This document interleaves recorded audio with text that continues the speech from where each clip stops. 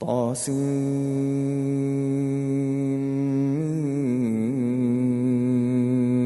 تلك آيات الكتاب المبين. نتلو عليك من نبأ موسى وفرعون بالحق لقوم يؤمنون. إن فرعون علا في الأرض وجعل أهلها شيعا يستضعف طائفة منهم يذبح أبناءهم ويستحيي نساءهم إنه كان من المفسدين. ونريد أن نمن على الذين استضعفوا في الأرض ونجعلهم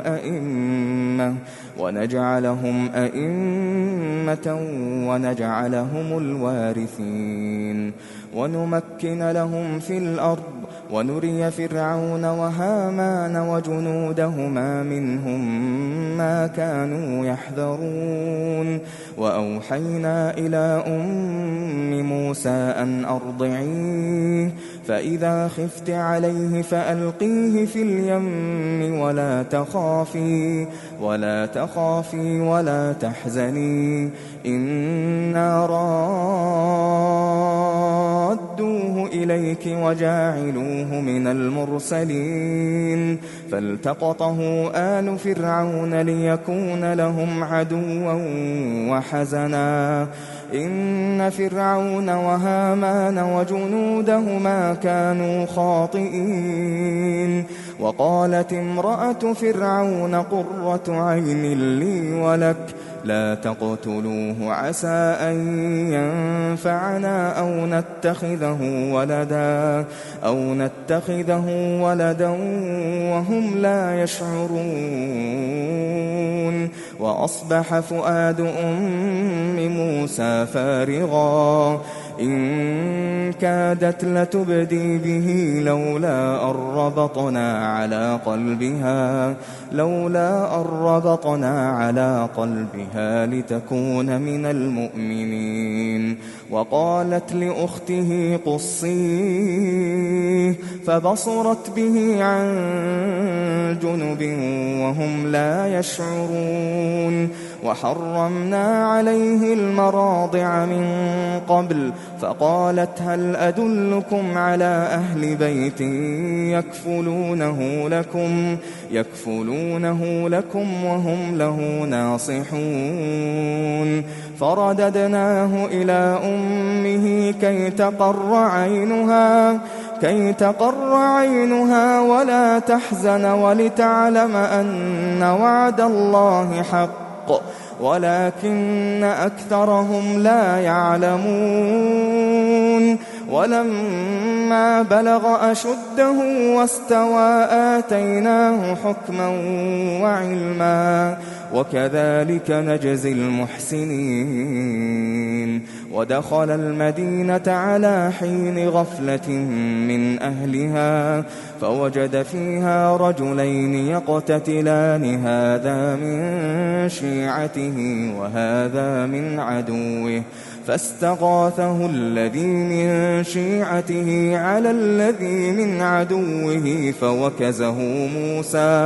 فوكزه موسى فقضى عليه. قال هذا من عمل الشيطان إنه عدو مضل مبين. قال رب إني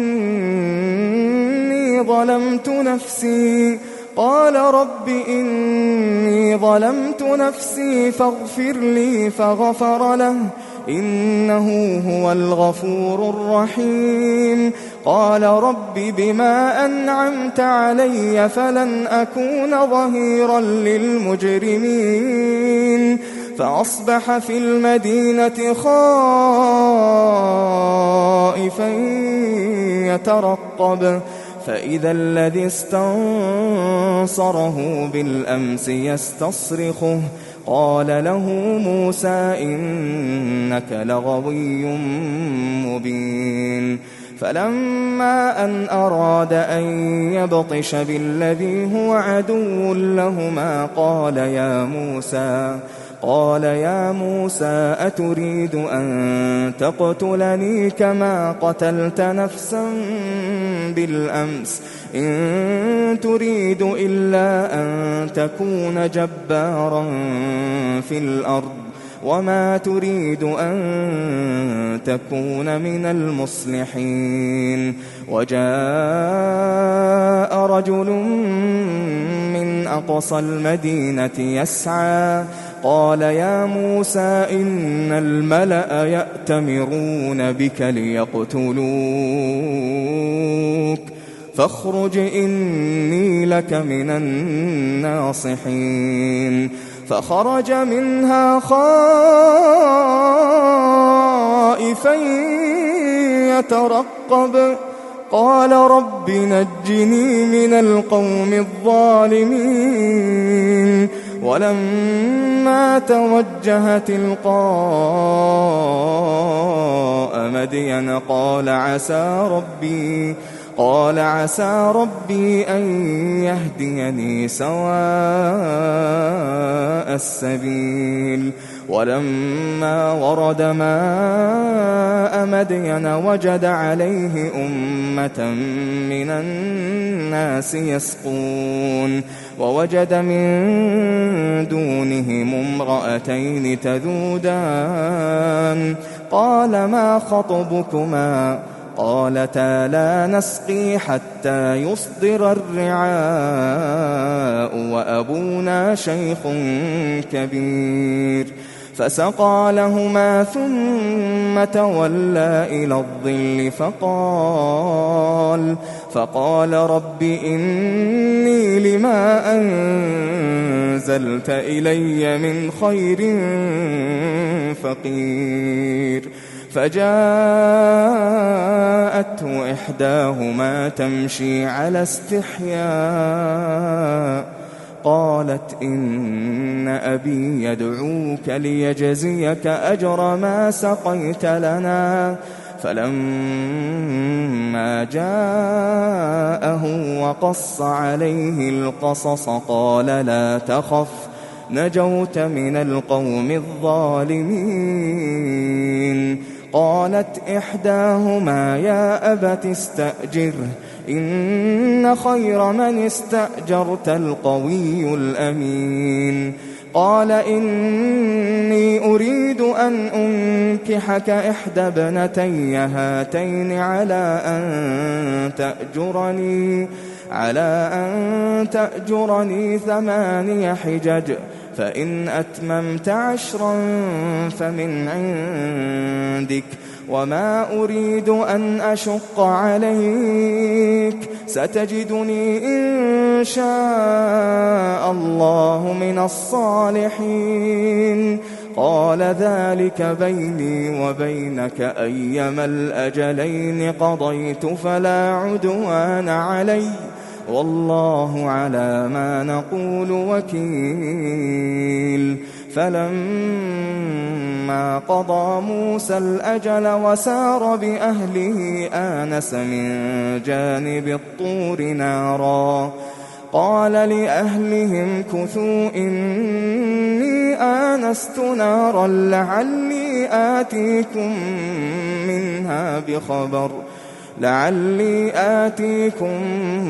منها بخبر أو جذوة من النار لعلكم تصطلون.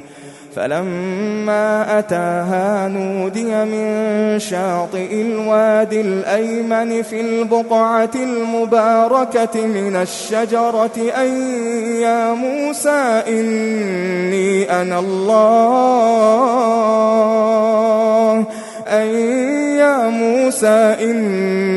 أنا الله رب العالمين وأن ألق عصاك. فلما رآها تهتز كأنها جان ولا مدبرا ولم يعقب يا موسى أقبل ولا تخف إنك من الآمنين أسلك يدك في جيبك تخرج بيضاء من غير سوء واضمم إليك جناحك من الرهب فذلك برهانان من ربك إلى فرعون وملئه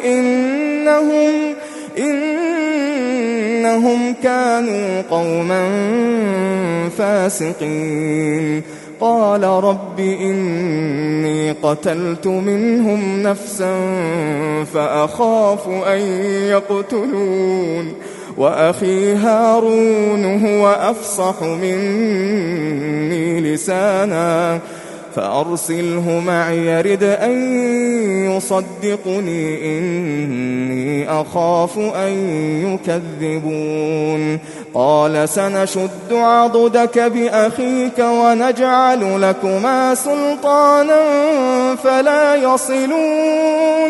فلا يصلون إليكما بآياتنا أنتما ومن اتبعكما الغالبون فلما جاءهم موسى بآياتنا بينات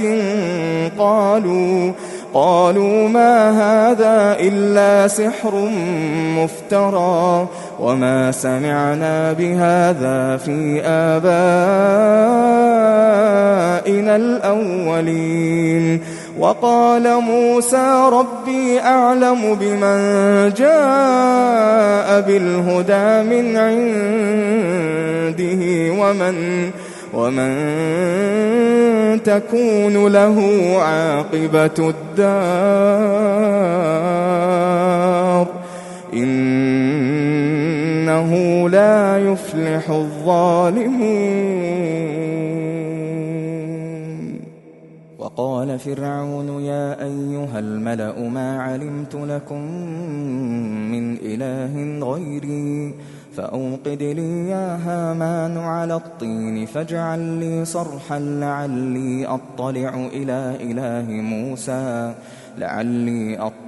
إلى إله موسى وإني لأظنه من الكاذبين واستكبر هو وجنوده في الأرض بغير الحق وظنوا أنهم إلينا لا يرجعون فأخذناه وجنوده فنبذناهم في اليم فانظر كيف كان عاقبة الظالمين وجعلناهم أئمة يدعون إلى النار ويوم القيامة لا ينصرون وأتبعناهم في هذه الدنيا لعنة ويوم القيامة هم من المقبوحين ولقد آتينا موسى الكتاب من بعد ما أهلكنا القرون الأولى بصائر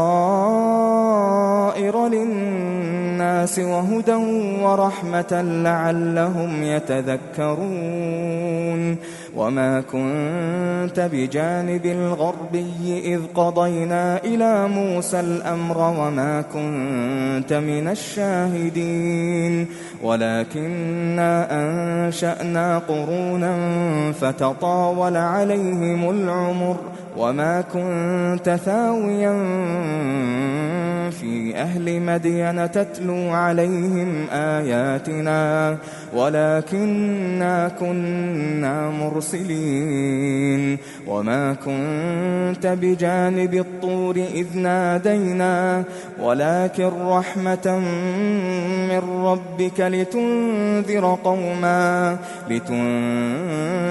قوما ما أتاهم من نذير من قبلك لعلهم يتذكرون ولولا أن تصيبهم مصيبة بما قدمت أيديهم فيقولوا ربنا لولا أرسلت إلينا رسولا فنتبع آياتك ونكون من المؤمنين. فلما جاءهم الحق من عندنا قالوا لولا أوتي مثل ما أوتي موسى أولم يكفروا بما أوتي موسى من قبل قالوا سحران تظاهرا وقالوا إنا بكل كافرون. قل فأتوا بكتاب من عند الله هو أهدى منهما أتبعه إن كنتم صادقين. فإن لم يستجيبوا لك فاعلم أنما يتبعون أهواءهم ومن أضل ممن اتبع هواه بغير هدى من الله إن الله لا يهدي القوم الظالمين. ولقد وصلنا لهم القول لعلهم يتذكرون. الذين آتيناهم الكتاب من قبله هم به يؤمنون. وإذا يتلى عليهم قالوا آمنا به إنه الحق من ربنا إنا كنا من قبله مسلمين. أولئك يؤتون أجرهم مرتين بما صبروا ويدرؤون بالحسنة السيئة ومما رزقناهم ينفقون.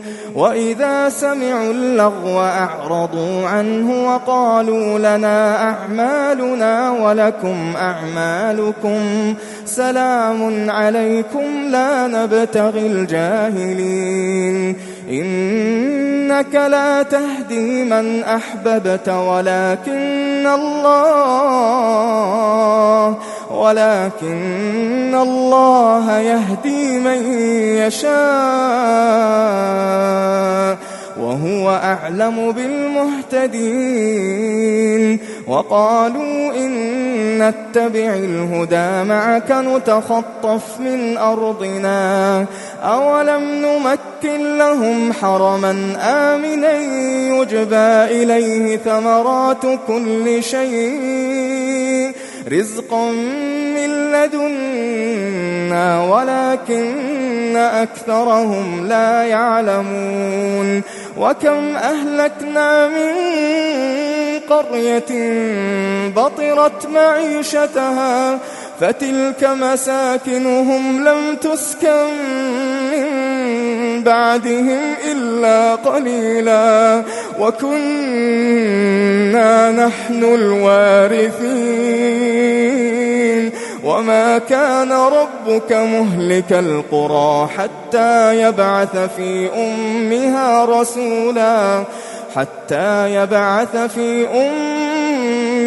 رسولا يتلو عليهم آياتنا وما كنا مهلك القرى إلا وأهلها ظالمون.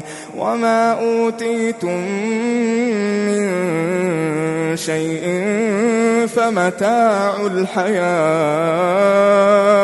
فمتاع الحياة الدنيا وزينتها وما عند الله خير وأبقى أفلا تعقلون. أفمن وعدناه وعدا حسنا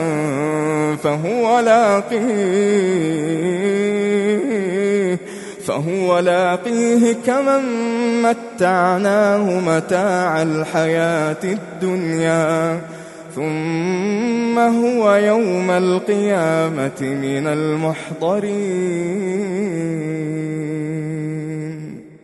ويوم يناديهم فيقول أين شركائي الذين كنتم تزعمون قال الذين حق عليهم القول ربنا هؤلاء الذين أغويناهم كما غوينا تبرأنا إليك ما كانوا إيانا يعبدون وقيل ادعوا شركاءكم فدعوهم فلم يستجيبوا لهم ورأوا العذاب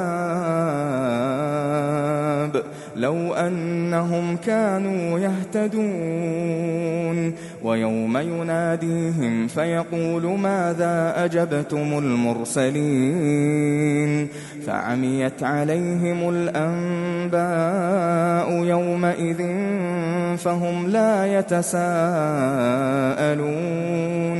فأما من تاب وآمن وعمل صالحا فعسى أن يكون من المفلحين وربك يخلق ما يشاء ويختار ما كان لهم الخيرة سبحان الله وتعالى عما يشركون وربك يعلم ما تكن صدورهم وما يعلنون وهو الله لا إله إلا هو له الحمد في الأولى والآخرة وله الحكم وإليه ترجعون قل أرأيتم إن جعل الله عليكم الليل سرمدا إلى يوم القيامة من إله غير الله يأتيكم بضياء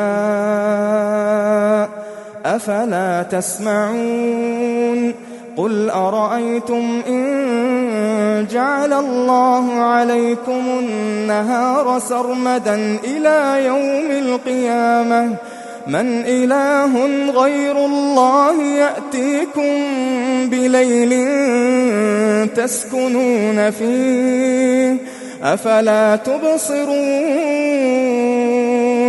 ومن رحمته جعل لكم الليل والنهار لتسكنوا فيه ولتبتغوا من فضله ولعلكم تشكرون ويوم يناديهم فيقول أين شركائي الذين كنتم تزعمون ونزعنا من كل أمة شهيدا فقلنا هاتوا برهانكم فعلموا أن الحق لله وضل عنهم ما كانوا يفترون إن قارون كان من قوم موسى فبغى عليهم وآتيناه من الكنوز ما إن مفاتحه لتنوء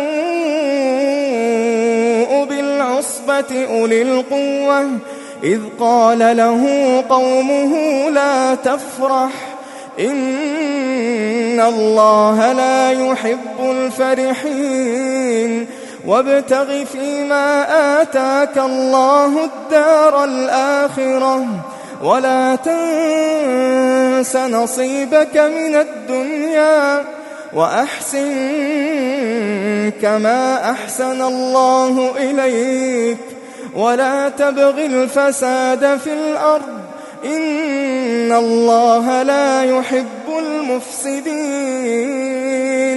قال إنما أوتيته على علم عندي أولم يعلم أن الله قد أهلك من قبله من القرون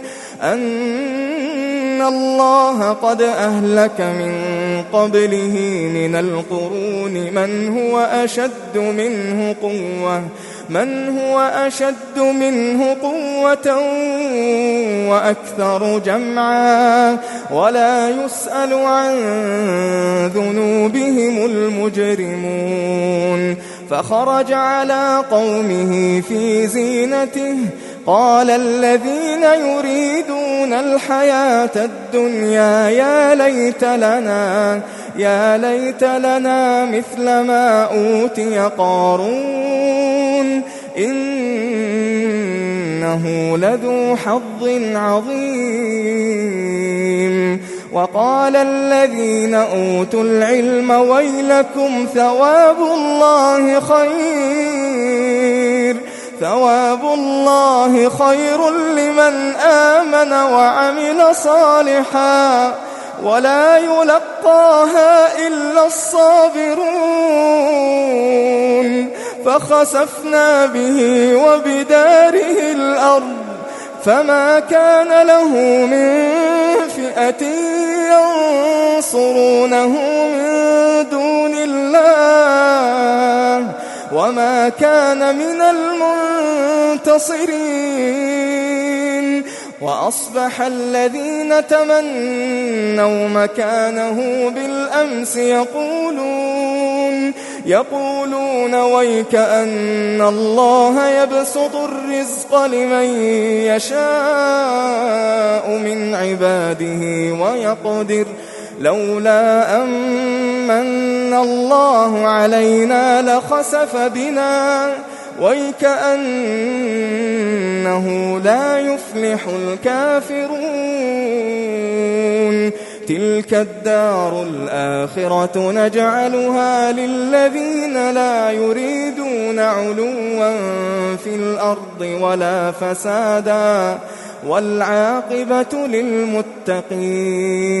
من جاء بالحسنة فله خير منها ومن جاء بالسيئة فلا يجزى الذين عملوا السيئات إلا ما كانوا يعملون. إن الذي فرض عليك القرآن لرادك إلى معاد قل ربي أعلم من جاء بالهدى ومن هو في ضلال مبين. وما كنت ترجو أن يلقى إليك الكتاب إلا رحمة من ربك فلا تكونن ظهيرا للكافرين. ولا يصدنك عن آيات الله بعد إذ أنزلت إليك وادع إلى ربك ولا تكونن من المشركين. ولا تدع مع الله إلها آخر لا إله إلا هو كل شيء هالك إلا